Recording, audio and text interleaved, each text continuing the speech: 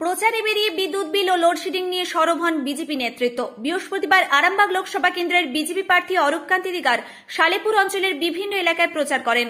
সঙ্গে ছিলেন বিধায়ক মধুসূদন বাগ, বিজেপি নেতা কিঙ্কর পাল সহ দলের বিভিন্ন স্তরের কার্যকর্তাগণ। এদিন তারা এলাকায় হুডখোলা গাড়িতে চড়ে টোটো ও বাইক মিছিল করে প্রচার করেন।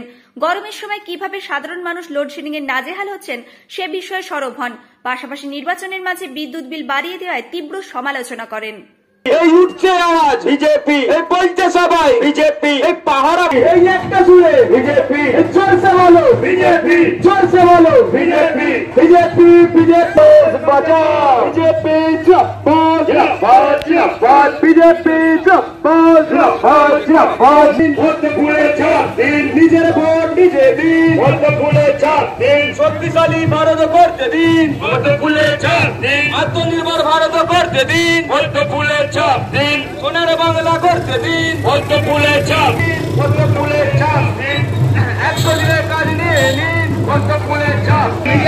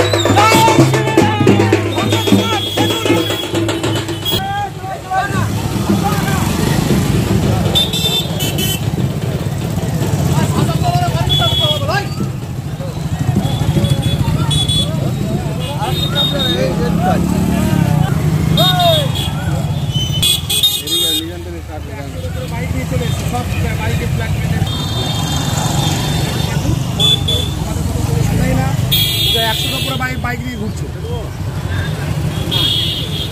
আমি তো বলছি টোটো করো, 200-500 যা টোটো লাগে করো, টোটোর পারমিশন আছে, বাইক নিলে তো পারমিশন নেই। এটা তো নিজেদের মধ্যে বাজে জিনিস হচ্ছে, দাদা একটু দেখে। আজকে আরামবাগ বিধানসভার 4 নম্বর মণ্ডলে আসছি। এই সালেপুর, এখানে থেকে আমাদের শুরু হবে। টোটালি আমরা সারাদিন এই 4 নম্বর মণ্ডলে থাকবো। তার মাঝখানটা একটু বিরতির টাইম থাকবে, খাওয়া দাওয়া রেস্ট। তারপরে সারাদিনটাই 4 নম্বর মণ্ডলই কাটাবো।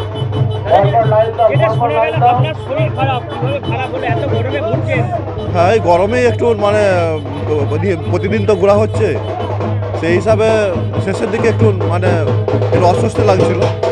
শরীরে সে ধরনের কিছু খারাপ নয়, একটু অস্বস্তি ভাব লাগছিল। তারপর আবার রেস্ট নিতে আবার ঠিক হয়ে গেছে।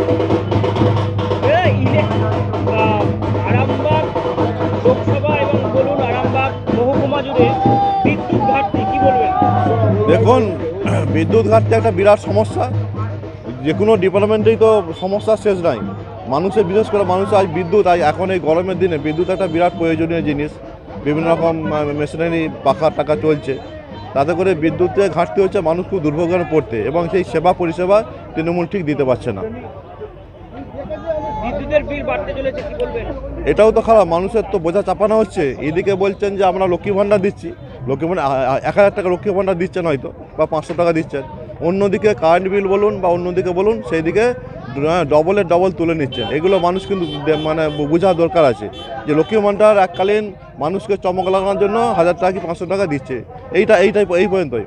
কিন্তু তার অন্যদিকে তার ইলেকট্রিক বিল বলুন বা অন্য কোনো দ্রব্য কিনতে যান, সবেতেই কিন্তু মূল্য বৃদ্ধি আছে। মানুষের টাকা কিন্তু আর যতক্ষণে কুলাচ্ছে না, মূল্য বৃদ্ধির নিয়ন্ত্রণ রাখতে পারছে না রাজ্য সরকার। আপনারা কি সরব হবেন এই ইলেকট্রিক বিল যদি? অবশ্যই, আবার তো শুনছি নাকি বাড়বে বলছে। অবশ্যই সরব হবো, কারণ সাধারণ মানুষের জন্য, সাধারণ মানুষ ভোট দিচ্ছে তাদের সুবিধার জন্য, তাদের সুবিধা পাওয়ার জন্য, কিন্তু সুবিধার জায়গায় সমস্তটাই অসুবিধার মধ্যে আছেন। ইলেকট্রিক বিল যা আছে তার থেকেও আবার বাড়ছে। এটা তো মানুষের উপরে বাড়তি দিন চাপানো হচ্ছে। আজকে ভারতীয় জনতা পার্টির মনোনীত প্রার্থী অরূপকান্তি দিগার মহাশয়ের উপস্থিতিতে আজকে আরামবাগ 4 নম্বর মণ্ডল, অর্থাৎ সালেপুর 1, সালেপুর 2, গৌরাটি 1, গৌরাটি 2 এবং মাধবপুর, এই 5টা অঞ্চলে আজকে আমাদের প্রচার আছে। দেখুন, এই সমস্যাটা আমি ব্যক্তিগতভাবে ফিল করছি, কারণ আমাদের ওখানে ট্রান্সফরমার না থাকার জন্য দক্ষিণ রবীন্দ্রপল্লীতে যেটা হচ্ছে সেটা হলো যে বিদ্যুতের ভোল্টেজ কম এবং রাত্রের দিকে যখন তখন বিদ্যুৎ চলে যাওয়া। কাল রাত্রি আমি প্রায় 9:30টার দিকে আমি বিবেকানন্দ পল্লী ধরে আমি যাচ্ছিলাম বনমালীপুর। আমার একটা নিমন্ত্রণ বাড়ি ছিল, সেখানে প্রায় 50 জন উপস্থিত হয়েছিলেন ওই পাড়ার লোকেরা। সেই সমস্ত মানুষজনের পক্ষ থেকে একজন আমাকে ডাকলেন মাস্টারমশাই। আমি গেলাম। তাদেরও সমস্যা হচ্ছে 19 নম্বর ওয়ার্ডের বিবেকানন্দ পল্লীতে, যেখানে দিন 4 ধরে বিদ্যুতের ঘাটতি, ট্রান্সফরমার নেই এবং মাঝে মাঝেই বিদ্যুৎ চলে যাচ্ছে লো ভোল্টেজ। এই বিষয়টা ওই সবার সামনে থেকে আমি ডিইকে ফোন করলাম যে এখানে এদের জায়গা রয়েছে, একটা ট্রান্সফরমার এখান থেকে তুলে নিয়ে চলে যাওয়া হয়েছে, সেই পুরনো জায়গাটাতে আর একটা ট্রান্সফরমার বসিয়ে দিন এবং বিদ্যুতের যে ঘাটতি রয়েছে সেই বিদ্যুতের ঘাটতিটা পূরণ করবার জন্য প্রয়োজনীয় পদক্ষেপ করুন 19 নম্বর ওয়ার্ডের বিবেকানন্দ পল্লী এবং দক্ষিণ রবীন্দ্র পল্লী যেখানে আমি থাকি। এবং আমি বললাম যে আজকে গতকাল বলেছি যে আগামীকাল অর্থাৎ আজকের দিনে দুটো জায়গা থেকেই অ্যাপ্লিকেশন নিয়ে তারা এসএসের সঙ্গে দেখা করবেন। আমরা জনগণের পক্ষ থেকে বলতে চাই যে পশ্চিমবঙ্গে বিদ্যুতের যে দাম, ইউনিট প্রতি যে খরচা, সেটা অন্যান্য রাজ্যের চেয়ে অনেক বেশি। তাই আমরা যারা কনজিউমার, যারা আমরা এসি লাগাই, ফ্রিজ লাগাই, যা করি না কেন, আমরা পয়সা দিই, লক্ষ লক্ষ টাকা খরচা করে মানুষ কোটেশন পাচ্ছেন, এসির জন্য তাদের আলাদা করে পয়সা দিতে হচ্ছে, তাহলে পরিষেবাটা পাবো না কেন? সরকারকে এই পরিষেবাটা দিতে হবে। সরকার বলছেন যে জায়গার সমস্যা একটা আছে, তো জায়গা কোথা থেকে বের করবেন? আজকে 1 কাঠা জায়গা 7 লক্ষ, 10 লক্ষ, 15 লক্ষ টাকা দাম মানুষের। সেই 15 লক্ষ টাকা দিয়ে জায়গা কিনে 10 ফুট জায়গা তো আর কেউ ছেড়ে দেবে না।